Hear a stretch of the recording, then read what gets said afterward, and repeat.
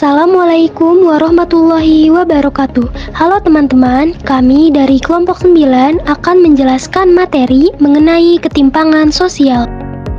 Sebelum masuk ke materinya, saya akan memperkenalkan anggota-anggota dari kelompok 9. Halo, nama saya Rince Fatimah. Halo, nama saya Muhammad Reza. Halo, nama saya Radu Haura. Ketimpangan sosial berasal dari dua kata, yaitu ketimpangan yang artinya ketidakseimbangan dan sosial yang berarti masyarakat. Selanjutnya, pengertian menurut para ahli. Yang pertama, Jonathan Houghton dan Sahidur R. Hander. Menurutnya, ketimpangan sosial adalah bentuk-bentuk ketidakadilan yang terjadi di dalam proses pembangunan. Yang kedua, Surjono Sukanto. Menurutnya, ketimpangan sosial adalah ketidaksesuaian antara unsur budaya atau masyarakat yang membahayakan kehidupan kelompok sosial. Yang ketiga, Budi Winarno. Menurutnya, ketimpangan merupakan akibat dari kegagalan pembangunan di era globalisasi untuk memenuhi kebutuhan fisik dan psikis warga masyarakat. Jadi, kesimpulannya, ketimpangan sosial dapat diartikan sebagai suatu ketidakadilan yang dirasakan masyarakat dalam status dan kedudukan di berbagai aspek, baik aspek ekonomi, sosial, dan lain-lain. Selanjutnya, faktor penyebab ketimpangan sosial. Yang pertama, faktor internal. Faktor internal adalah faktor yang berasal dari dalam diri seseorang. Faktor ini terjadi karena rendahnya kualitas diri seseorang dan sikap pesimis serta mudah menyerah dari sebagian masyarakat. Contohnya kemiskinan. Yang kedua, faktor eksternal. Faktor eksternal adalah faktor yang berasal dari luar diri seseorang. Faktor ini terjadi karena adanya birokrasi atau aturan hukum yang mengekang masyarakat sehingga mereka kesusahan dalam mengembangkan dirinya. Contohnya yaitu kemiskinan struktural. Adapun faktor lain yang dapat menyebabkan ketimpangan sosial yaitu yang pertama, kondisi demografis. Demografis adalah ilmu yang mempelajari tentang masalah kependudukan dan faktor yang mempengaruhinya. Faktor ini terjadi karena perbedaan antara masyarakat satu dengan masyarakat lain. Contohnya, perbedaan jumlah penduduk, komposisi penduduk, dan persebaran penduduk. Yang kedua, kondisi pendidikan.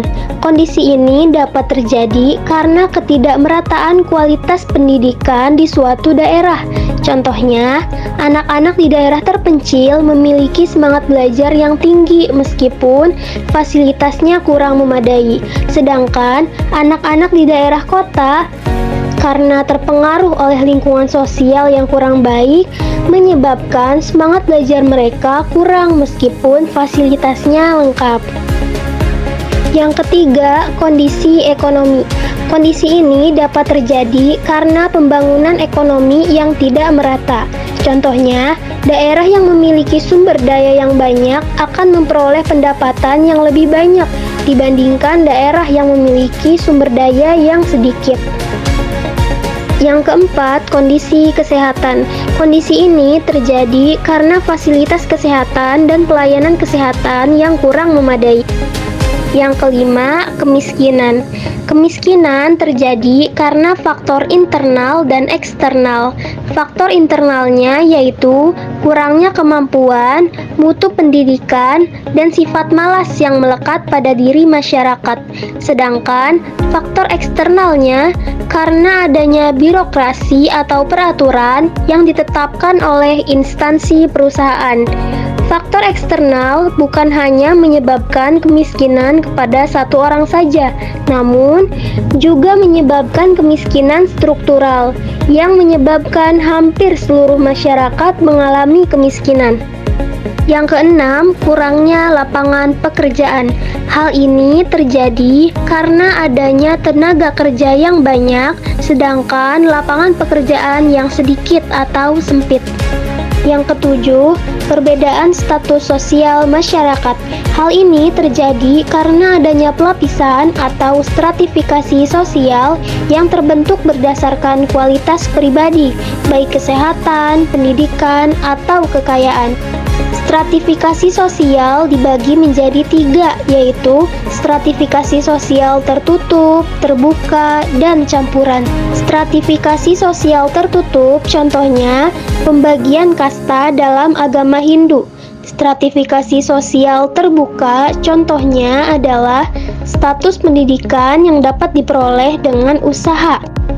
Dan stratifikasi sosial campuran merupakan gabungan dari stratifikasi sosial terbuka dan Yang kedelapan, letak geografis.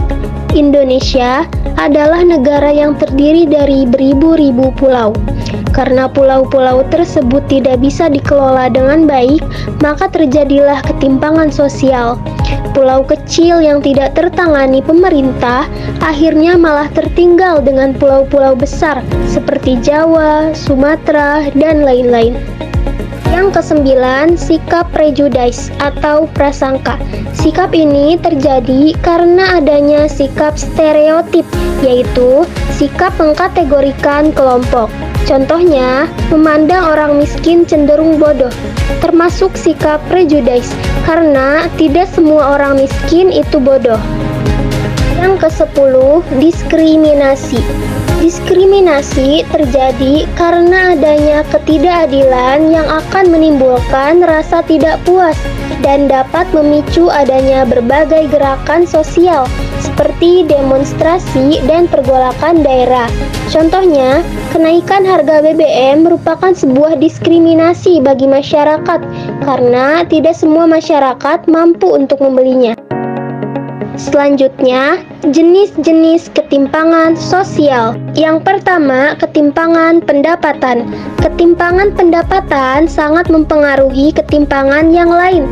Contohnya, orang yang berpendapatan tinggi dengan orang yang berpendapatan rendah tentu akan tampak kesenjangan, mulai dari cara memenuhi kebutuhan sehari-hari, kesehatan, hingga gaya hidup. Yang kedua, ketimpangan gender. Gender adalah pembeda antara laki-laki dan perempuan. Secara sosial budaya, dalam gender, perbedaan pria dan wanita dilihat dari peran kehidupan sehari-hari. Perbedaan gender menjadi masalah ketika menimbulkan ketidakadilan dan ketimpangan bagi salah satu jenis kelamin. Yang ketiga, ketimpangan kesehatan. Ketimpangan kesehatan disebabkan oleh sempitnya pemahaman tentang masalah kesehatan, baik di pemerintahan ataupun di masyarakat umum. Akar dari masalah ini adalah kemiskinan yang menyebabkan sulitnya mengakses layanan kesehatan. Yang keempat, ketimpangan pendidikan.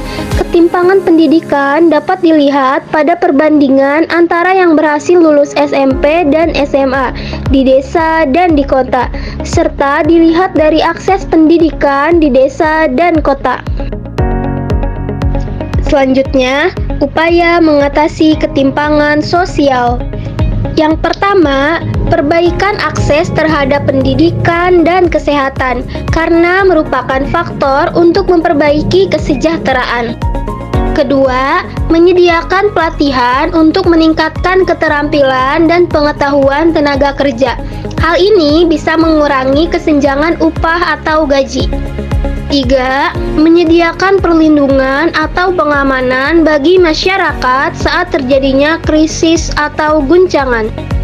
4. Alokasi pelanggaran APBN yang berfokus pada perbaikan infrastruktur, kesehatan, dan pendidikan. Selanjutnya, dampak positif ketimpangan sosial. Yang pertama, adanya upaya untuk memajukan daerah tertinggal dan peningkatan kualitas diri manusia. Kedua, meningkatkan usaha dan kerja keras. 3. Menumbuhkan rasa empati. 4. Mendorong manusia untuk lebih pandai bersyukur atas apa yang dia punya. Selanjutnya, dampak negatif ketimpangan sosial. Yang pertama, timbulnya kecemburuan sosial. Kedua, sikap diskriminasi semakin merajalela. 3. Melemahnya stabilisasi dan solidaritas masyarakat. 4. Munculnya angka kriminalitas yang semakin tinggi. 5. Munculnya kemiskinan. 6. Pemerataan teknologi yang tidak seimbang. 7. Rendahnya kualitas pendidikan. Dan yang kedelapan, terjadi monopoli. Sekian penjelasan materi dari kelompok 9. Sampai jumpa. Wassalamualaikum warahmatullahi wabarakatuh.